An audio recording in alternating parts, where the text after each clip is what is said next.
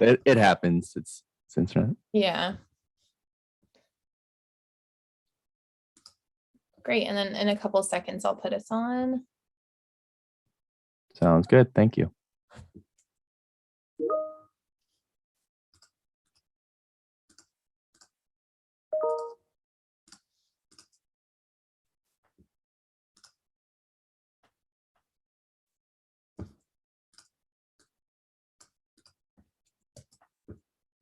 Okay, cool.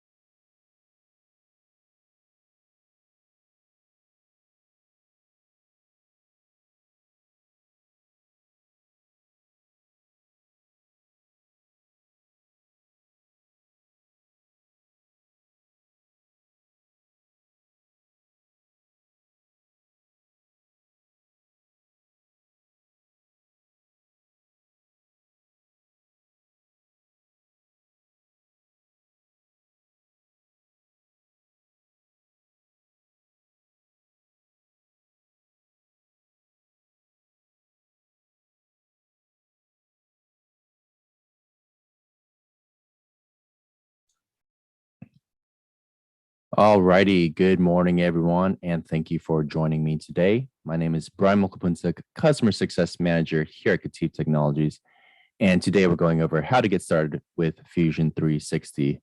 Now, this is a session intended for those users who are brand new to CAD or coming from a different software, and of course, new to Fusion 360. And I know there's a ton of resources online, and if you don't know where to start, this is a good high-level overview of Fusion 360 as a whole. And this is kind of like the video I would want if I were to start Fusion 360 today.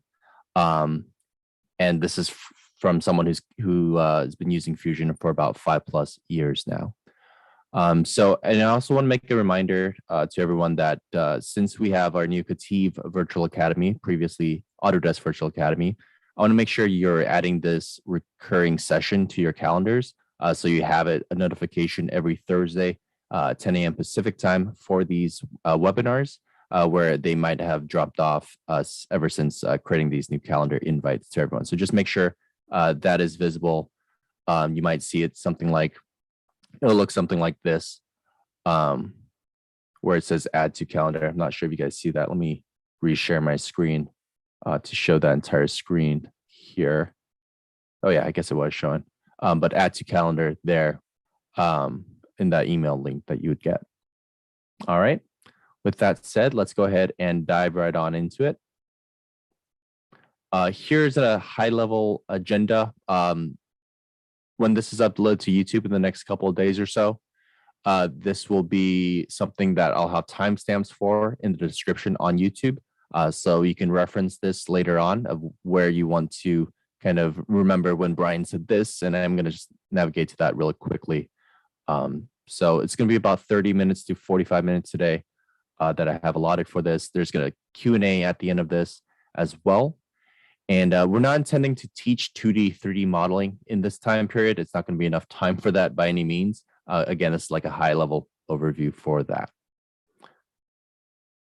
All right, quick introduction about myself. As a CSM, I am here to make sure that any of our customers adopt the tools and services we provide them. I've been using Fusion for about 5+ years now. Was previously an application engineer here at KETIV for Fusion. And a fun fact about me, I have 4 3D printers at home. 3 of them are FDM printers, which is layer on layer, and 1 is a resin SLA printer that's just very smelly and toxic, and I don't like printing with it because it's very messy. And then I also have a CNC router at home that cuts wood that you might have seen on previous Fusion Friday webinars that we used to have that are now integrated into our KETIV Virtual Academy, by the way. And a quick overview of Fusion 360. It's the Swiss Army knife of CAD tools. It's a cloud-based computer-aided design, computer-aided manufacturing, and computer-aided engineering tool. So the CAD side of things, super easy to learn tool. And you'll see why in just a bit. CAM, computer aided manufacturing, has HSM, or high-speed machining, built into the backbone of it. And so that's a mature CAM tool in itself that was purchased by Autodesk to put into Fusion 360. And then Nastran, the simulation validation tool, is put into the computer aided engineering, or CAE, backbone of Fusion as well. So just a quick overview of what Fusion is. There's more to it as well. Those are just some high level elevator pitch way to describe Fusion 360. So let's go ahead and dive into the software itself. All right, so here's the user interface for Fusion 360. If you want to get started, you just go ahead and create sketches. It's a quick way to give quick iterations it's an end-to-end solution that can give you the design, and you can send it straight to manufacturing through hopping to the different workflows, which we'll get to in a second here. So after I have a model like this, we can go ahead and hit save. And the first thing I want to dive into regarding Fusion 360 are the three pillars it was built upon. So 1 is data management, 2 is collaboration, and 3 is connectivity. Now, the first one, which is data management, is we can go ahead and save this model. Just give it a name there, a location. So it's going to save, people know this as a cloud tool, so it's going to save in the cloud, but it's also going to save locally as well. It's going to be cached locally for the set allotted number of days that you have here in preferences. So here it is. Mine's set to 120. Yours might be at 30 by default. But if you want the offline cache, and I'll explain what this is in a second, if you want this to be a higher number, you can access data that, while offline, while not connected to the internet, in a greater number of days by adjusting that number there. So when I hit save there, if we draw our attention to the top left, the data panel, it shows us that it was saved here. And if I back out of this, these are all the projects that I have. That's how it's like folders, if you will. And then inside each one, this is under Fusion Fridays project. There is a bunch of folders that we have, and this is number 71. We have a lot of webinars on this, and that's where it's saved here. And at a local level, if I bring over this document, the Autodesk document, it shows us that these are actually saved at this location here if you're using Windows, and this one here if you're using a Mac. I don't recommend going through this as a main workflow by any means, but I just want to bring to your attention, this is where your locally cached data is. And because I always get that question, and I just want to educate you on how the data management works. And here's the location exactly. And then here are the F3D files that you can access, and that's the file extension for Fusion 360. So it saves it locally, and it will be here for the set 120 number of days that I had set in that preferences. And in addition to this, it will also be saved. Let's go ahead and click on this globe in the cloud. And it popped up in this window here. Now, the nice thing about Fusion, which is heading on to pillar number 2, is actually, no, let's still stick on pillar 1. We're almost at pillar 2, is the ability to view your 3D models in a web browser without any plugins or add-ins. So that rectangular prism I just created, it's going to go ahead and load up here. You could view it on your phone that has a web browser, on a computer that doesn't have Fusion 360 or any preloaded viewer. And you can rotate it around like this with your fingers if on your phone. You could do any comments or markups on this as well, like that, and it'll integrate back into the Fusion on the desktop. So I just type in a comment there. You can explode it if it was an assembly, and you could do section analysis on it as well. So you can do a lot of things inside of the web interface version of it, in addition to viewing all of your data. So it's kind of like Facebook, where you can just sign in via email and password and have access to all of your, I guess, pictures if it was Facebook, and information like that here. You can even see different versions of this model, which I'll dive into when we go back to Fusion. You can see who created it at what instance. It has the data management built in. Going back to that, you can see where it was used, any drawings associated with it as well. So that all can be visible in the web browser version. And you can access that again by going through this globe symbol here, or by searching Fusion 360 and then signing in to the, it's called a Fusion team, if you will, to the Fusion team that way. All right. And when I save this, not only did it save it locally cached and sending it to the cloud, if you click on this V1 here, version 1, it shows who saved that at exactly what time. You can even add a little description next to the name when you hit save to say, oh, I increased the radius, or I created a fillet to the model here. It shows its uses and used in as well. It shows who's working on it at exactly what time. So this is starting to lead into pillar number 2, which is collaboration, which we'll start leading into in just a moment here. And the neat thing about Fusion is that if I created a fillet on this corner, for example, and then I hit save, it'll create another version for us here. And it doesn't ever replace the existing one. It saves on top of the existing one with that little description there as well. So the data management is a huge plus to users, especially experienced CAD users, because 15 plus years ago, when some of the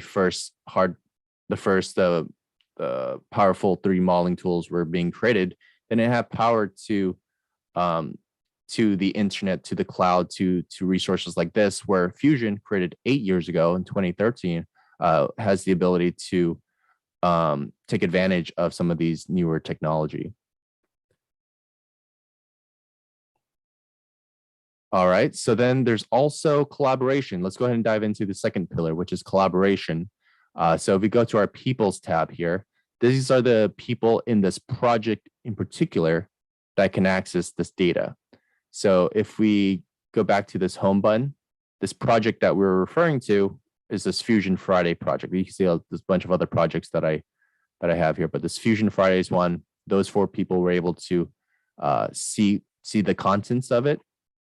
So let's say I worked on something late at night and I hit save, but I'm using an older software, and I forgot to pack and go it and send it to my colleague, or I forgot to check it into my PDM tool.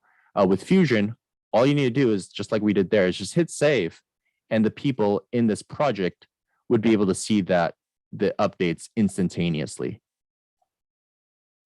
They would see these updates instantaneously as I hit save there, as opposed to waiting for me to go the extra mile and have to, or put in the extra effort to have to manage the data and send it to them, making sure I have everything intact. In addition to inviting people at the project level, you have the ability to invite people at the hub level as well, just to give you an understanding of how that works. So everyone in this project can see only what's in that project. They can't see contents of other projects. But if you're an admin, like I am here of the hub, you have the ability to see this members and roles tab and assign or unassign people to see it at the hub level. So if I go back to my home page here, this is the hub level of my Fusion 360 called the KETIV Fusion team. And anyone in this hub can see all of these projects, for example. So there's 2 tiers of that. I just want to make you familiar with that. If you have any questions in regards to that, I'm providing my email at the end of this, so you can reach out to me with those questions. All right, so very powerful to be able to collaborate with users that they didn't have access to that kind of technology. At least they they're trying to integrate it back into it now, but this is built into the backbone of Fusion. While we're in the data panel here, I want to draw our attention all the way down. Let's say you wanted to, you're looking at YouTube videos of how to create toolpads because you're using this for computer aided manufacturing. You're new to this and you kind of want a sample of it. Well, you don't have to download it from anywhere else. It's already in your data panel. You can see here CAM samples is what I was referring to. There's also some design samples, electronics. There's PCB integration with Eagle in here as well. Gen design, simulation samples. So let's go ahead and focus on CAM samples. The example I like to use is the gearbox one.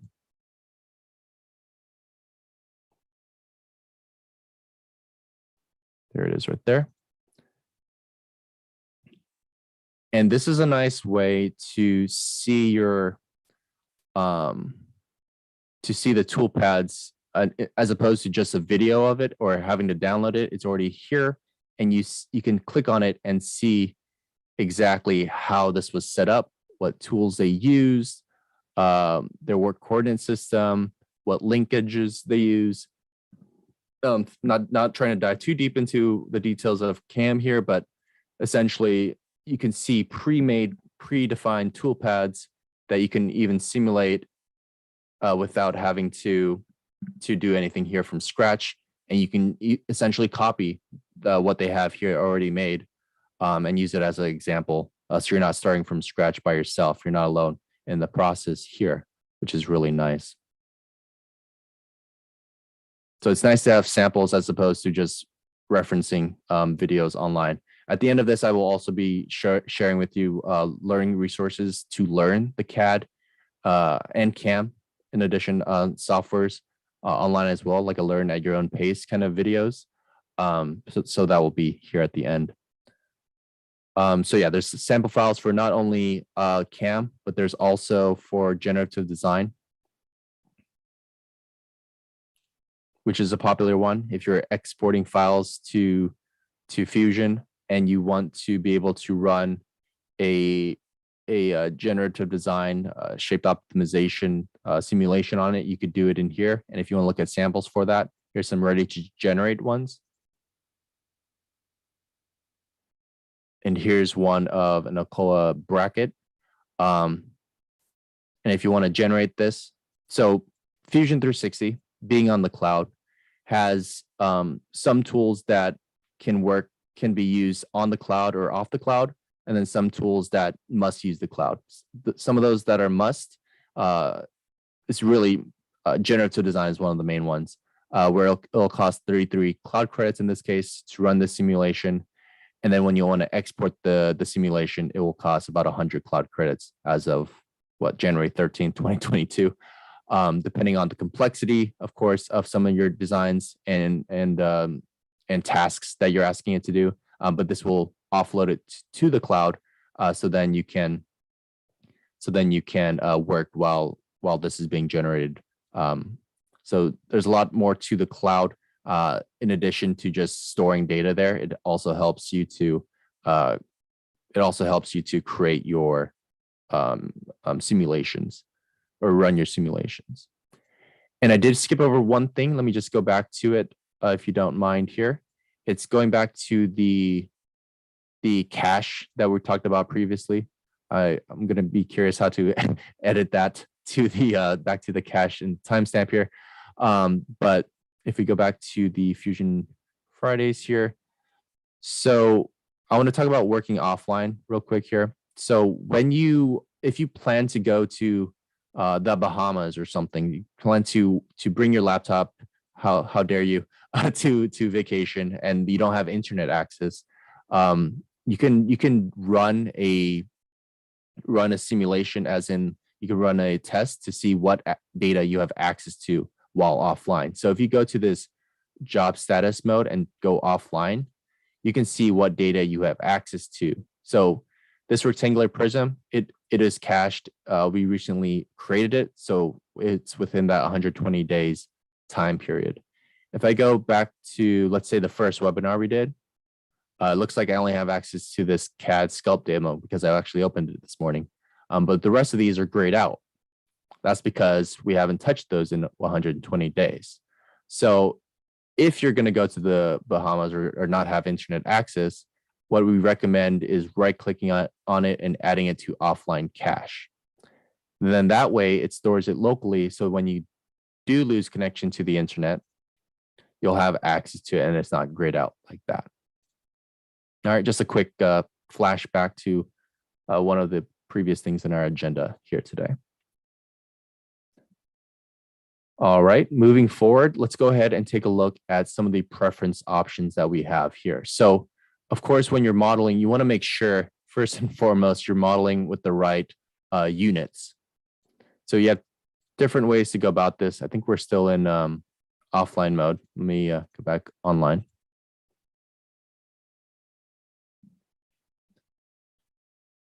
So let's talk about a couple of things here in preferences. So the first one is the units that I was mentioning. English units, inches, or metric, millimeters. You have that option there. You also have that option here in the browser tree, which we'll dive into. There's also the ability to change your mouse settings. So if you're coming from SolidWorks, you can change it back to that. This changes the orbit, where you can just click the middle mouse button and it'll orbit, whereas Fusion and Inventor would be holding shift and middle mouse button to orbit, and vice versa for pan. So you have those settings here. You also have access to a lot of preview features. This is actually bigger than you might think because there's a lot of previews that are coming into Fusion or have been in here for a while. Now, previews are free for the most part. They're free and they're essentially, it's like beta mode, if you will, but they're pretty mature because some of these have been in here for a while and they leave it in here because they might run into a bug here or there. But for the most part, it works pretty fantastic. If you scroll down here, there's any CAD functionality that you can turn on. There has been a recent last 6 months mesh improvement to the workspace. We did webinars on that of how to handle meshes really well inside of Fusion. So you could turn that on. Generative design. There's now some for fluid, which is crazy. Going down here to manufacture. There's a lot of manufacture. As you can tell, it's one of the most popular workspaces inside of Fusion. Hence the connectivity, which is pillar number 3, which we'll be diving into. And then there's simulation at the bottom here. Alex did one last month on plastic injection. I did one on electronics cooling previously as well. So all that is located here in preview. So definitely check that out. And it might be worth playing around with it earlier on. So then when it's formally released, it might cost money later down the line. It might cost cloud credits. So you can decide now whether or not you'd want to use it, and you can even help provide feedback on it to the Fusion community. So that's preview features here in a nutshell. All right, let's go ahead and dive into the workspace of Fusion 360. It's a pretty standard, easy to learn user interface going from left to right here at the top of the design workspace here. You can hop between the different workspaces here, which leads to pillar number 3, which is connectivity. Instead of having to maintain 5 different softwares for simulation, manufacturing, generative design, and things like that, you have all that access here in the workspace. So you don't have to pay subscription for those. You don't have to maintain them on the latest version. As you can tell here, Fusion doesn't have a year associated to it. It's not 2022 or anything like that. It's just Fusion 360 because it always updates in the background every couple of weeks or so. So you never have to worry about updating it yourself. As long as it might notify you here whether a new version has been updated. You just need to close and open the software, and then you'll have the latest version. And there are a lot of small ones rather than large, risky ones that the older softwares are accustomed to. So going back to the pillars of connectivity, you have those options here to quickly hop between. So if I wanted to create a CAM toolpaths, as you saw on the gearbox example, I can just quickly hop to that workspace, create any toolpaths I need, and then hop back to the design workspace if I need to here, instead of having to go through the hassle of the data. This is kind of like tying in data management without having to export, without having to pack and go and sending it to that third party Mastercam, for example, software. So it's all built in here, and then any design changes I make will update automatically inside the CAM workspace, for example. Okay, so going back to the user interface, here at the top right-hand side, you have this view cube. You can left mouse click and drag it around. You can click on the corners to navigate to an isometric view, a front view, the top view, or an edge view like that. Or you can designate a home view to whatever view you want that to be. In this case, it's set to this isometric view. You also have the navigation bar to give you an orbiting capabilities. You have the look at command, which I like a lot, which allows you to look perpendicular or normal to a face that you click on. You have panning options, zooming options, display settings for wireframe, pretty standard stuff that you would expect is all located down here. And then you also have grids and snaps, but then also viewports is view different parts of the model all at the same time here. In case you want to like show screen and present this to someone. All right, and then let's draw our attention over here to the browser. So here in the browser, this is like your design tree, if you will, if you want to use other lingo. It shows who has this open also at what time or right now. So in case someone's making a change to it, you can see their name or their initial, and you can let them know, hey, I'm also working on this. It'll never, again, it won't ever replace each other's data. It'll just save on top. So you still don't have to worry about that part. I never have to worry about like the data management when it comes to Fusion 360, which is always nice. You can also change your units here, like you did in preferences. You have the different views you can access from like the view cube, like the top view, front view. That's accessible there. You have your origin, so your work coordinate system, where you can call upon the different planes and axes. And you can toggle the visibility with the eyeball button there. And then any bodies and sketches are located here. If you ever just lose the lodge of your browser and you're moving this around and this browser is just hung up there, you can always bring it back and lock it back in by dragging it to that green line there. It works the same on this side as well. It just locks in. So just in case you start losing that ability there. And you also have a comments. I don't use this one as much, but you have a comments capability. So if you go under view and you go to show comments, this tab right here pops up. And remember that comment we made earlier regarding the corner? Oh, this is regarding rectangular prism number 2. I made a comment on, what was that model?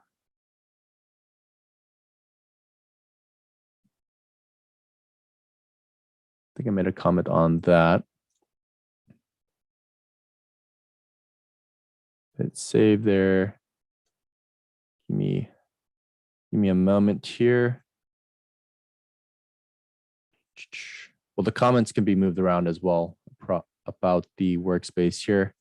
Let me just double check where I made that comment.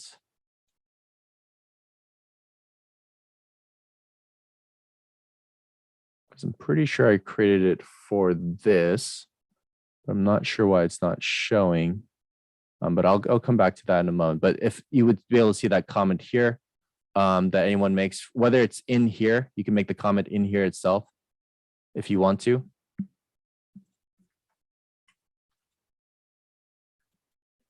And it'll show who made that comment at exactly what time. So any collaboration communication will be capture it here in Fusion 360. So you don't have to kind of find that via screenshots and emails and Teams messages and Slacks, if you will. That can all be found here under comments. I don't use this one as much personally, but that is an option here for you. And I'm just going to dock that at the bottom left, or you can just turn it off, the visibility, if you don't want to use that at all there. All right, now I want to draw our attention to, so we're talking about the browser and how there were bodies and sketches and visibility and things like that. If you look down below here, there is also a timeline that shows the steps in which this was created. So if I hit the play button here, it shows a sketch to the extrusion. It went pretty fast there, to the fillet, and then this other sketch that has nothing to do with anything. So I'm just going to delete that. So if you ever want to go back to a particular feature, that is all located here in the timeline. And the nice thing about it is it's a sequential, of course. So if I make a change to this right here to narrow that, it'll update the fillet or the extrusion, which will update the fillet. And you can also drag this back if you want to kind of ignore certain features that were done and then later drag it back for it to update. That works just as well. Another feature worth mentioning regarding the timeline that allows you to see kind of what features there are, if there are multiple components, if you will, in here. If you go to this cabinet assembly I made a while ago, and if we turn on, and it's noted by an assembly with these three boxes here, if we turn on component colors cycling toggle, you can see the yellow, green, and blue. And then you can see that represented these colors here. And you can see that here in the timeline. So if you want to see or edit the features, and there's so many different features without this, of this yellow component there, you know that it's represented by these four, this extrusion here, and then those sketches here. So if I wanted to like change the height of this, for example, it just shrunk my cabinet to a smaller cabinet. So yeah, that helps to kind of navigate you through the timeline, navigate you through some of the browser as well. And then if you wanted to look more professional, you can turn it off. All right. And then let's go ahead and take a look at keyboard shortcuts now. So you're going to start adopting this more. The more you use Fusion, the faster you'll be at it, of course, with any tool. So some of the keyboard shortcuts, well, all of them are located here on this website here. You can just search keyboard Fusion 360 keyboard shortcuts. I'm going to go ahead and post this in the chat room here. I need to send it to everyone. Nobody saw that. Okay. Keyboard shortcuts. So go ahead and bookmark that and write down whatever is the most relevant to you. The most ones that I use, L for line tool. So if I could draw on this face here, I could draw a line there, or some lines. E for extrude, so I can maybe cut away from the model there. P for project, to project the sketch. O for offset. So just a bunch of different tools that I just have ingrained in my DNA because I use this so much. F for fillet. Mind you, this is the 3D fillet and not the 2D sketch fillet. And then T for trim. So let me go into the sketch here. You do T for trim. Anyways, you get the idea. I shouldn't have actually trimmed that because it's being referenced there. But yeah, keyboard shortcuts, super efficient and way quicker than having to dig through in here. And it skips a couple steps too. And if you're curious what keyboard shortcuts there are, it's also located here next to the name of the feature or the tool. And then of course, after talking about keyboard shortcuts, I want to talk about the toolbox. So if you know the name of the tool and you're coming from a third-party tool and you're like, what is the circular diameter tool? S as in Sam on your keyboard brings you to design shortcuts. And this allows you to have a little menu that you can customize to whatever tools you want to be able to access. So center diameter circle would be the one I want to use here. And then I want to be able to just go through with that there. But yeah, S on your keyboard, you can remove certain features away from this. You can add certain ones. So if I want to do an arc, like a 3-point arc, actually that's already here. Let me go a tangent arc. If I hit this arrow here, it adds that. So now if I hit S, I can easily access the tangent arc. Or if I search for, let me do the line tool. If I search for it, I can access it that way as well from a menu of options. So I guess this is useful if you're someone who knows a lot of the tools by name, but not necessarily by location in the platform here. All right, marking menu is next. So this is another quick way to, as you progress your learning experience with Fusion. So the last tool we used was maybe extrusion, because I just cut that triangle. So if I right click and hold in the right click mouse button, I have this clock marking menu. And if I release in the 12 o'clock, I get to repeat the last command I did. Very useful tool to have. You have also other tools here as well that you have access to. So it's not only that. So then it can go really quick if you right click and release in the 12 o'clock direction without even having to see it. You know it's there and you know it's the last tool you use. So that's just when you get really, really quick with Fusion. There's also other uses for the marking menu or the right click.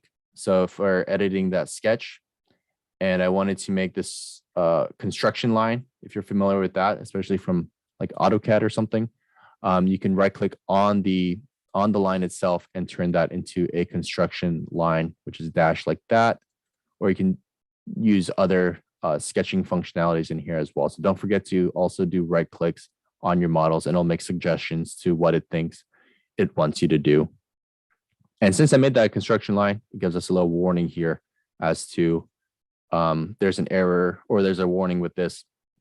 It doesn't think that this is appropriately designed since construction lines shouldn't be part of the line there. But that's what you'll learn in like sketching 101 for Fusion 360. And I guess in CAD in general. All right, let's move on to add-ins and extensions. So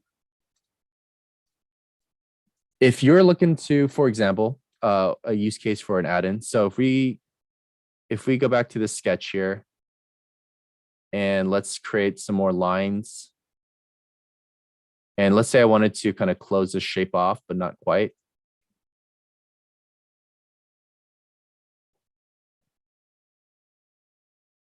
Back up. My mouse wheel is a little messed up here. Let's say you wanted to close that shape off, but not quite, and you don't know why. Like I can't extrude this because it's not a complete profile. It needs to be completely closed polygon for that.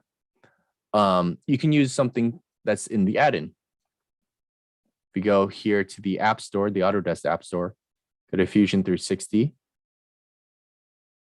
There's a lot of different, and you can see all the popular ones here. There's gear generators and things like that. What I'm looking for is this sketch checker, and it's free.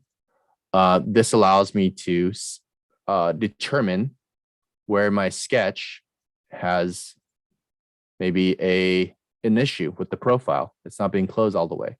So I already downloaded this with a quick little download. And then if you close Fusion and open it back up again, now we have this check sketch. You don't have this out of the box. This is an add-in that someone made and that's useful for the rest of us. So you hit check sketch. It just highlighted that as a dark blue there. Excuse my zoom because it's my mouse. You can see it's highlighting 2 dots where the sketch is broken. It's like a sketch doctor, if you will, in some of the other lingos. So that's just one use case of an add-in. Let me go ahead and paste that I'll paste this add-in into our chat room here. so you have access to that.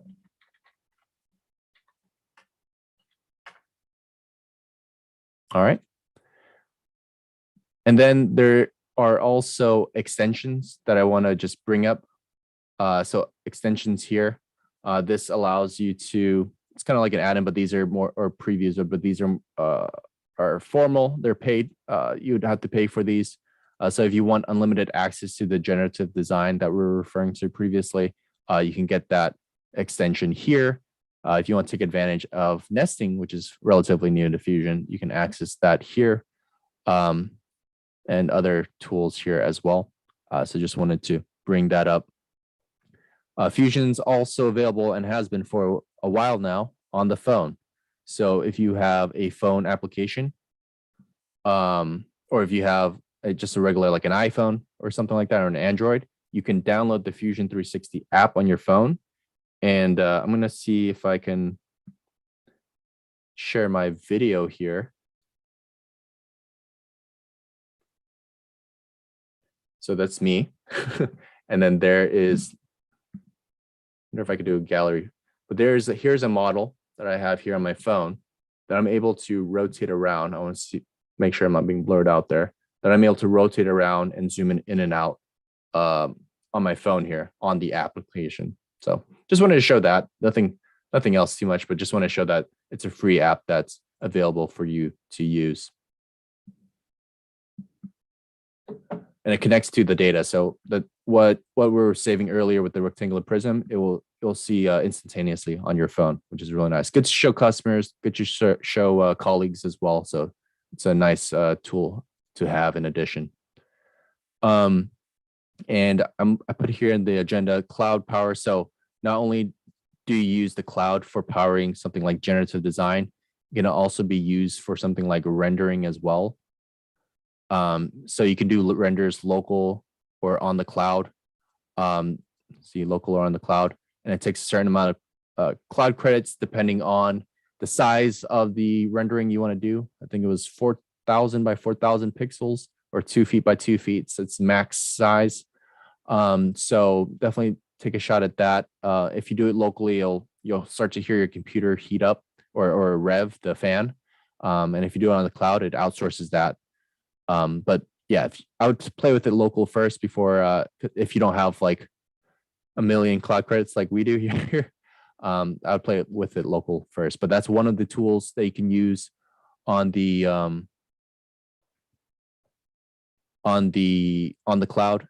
Another tool you can use that uses the power of the cloud is simulation, which is a big one, where you're able to run static stress modal analysis on your model.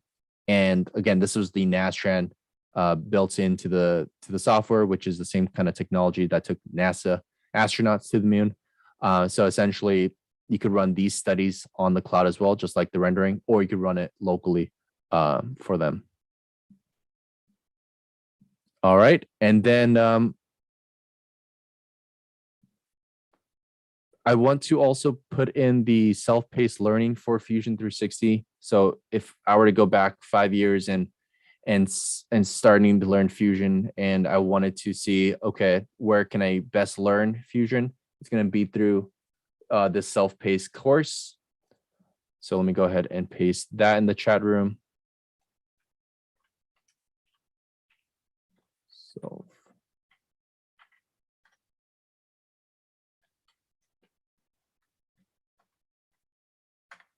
you could probably find it through Google, but that's what it looks like here.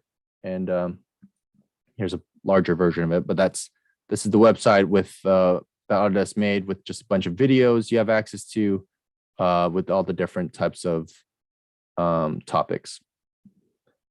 So I highly recommend checking that out.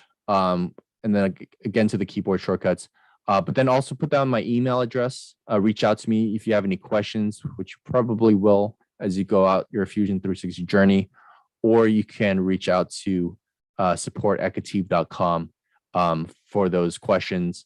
And if you have support with us, we can take a step further and help you more with that. And if you'd like to buy training from us, let us know there as well. So I'll go ahead and open up the floor for any questions you may have regarding Fusion 360, how to get started, any questions at all. And if not, you can find this recording on YouTube in a couple of days with the timestamps from that agenda on there for your reference.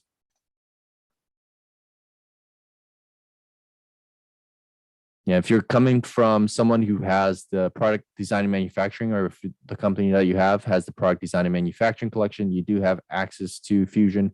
You just need to make sure it's assigned to you, the collection is, and then you can go ahead and start using Fusion 360. We have videos also on sending data to and from Fusion. If you want to take advantage of those tools like generative design, that's kind of mostly in Fusion 360. So.